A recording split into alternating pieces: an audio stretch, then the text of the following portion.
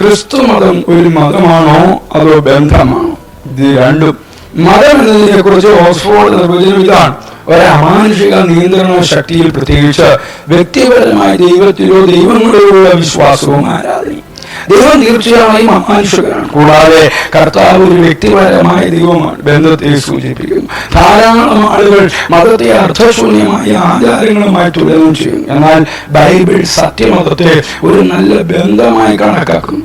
യാക്കോബ് അപ്പോസ്തലന്റെ പുസ്തകം 1-ാം അധ്യായം 27-ാമത്തെ വാക്യം: പിതാവായ ദൈവത്തിന് മുമ്പാകെ ശുദ്ധവും നിർമ്മലവുമായ ഭക്തിയോ അനാഥരെയും വിധവമാരെയും അവരുടെ സങ്കടങ്ങളിൽ ചെന്ന് കാണുന്നതും ലോകത്താലുള്ള കളങ്കം പറ്റാതെ വണ്ണം തന്നെത്താൻ കാത്തുകൊള്ളുന്നതും ആകുന്നു.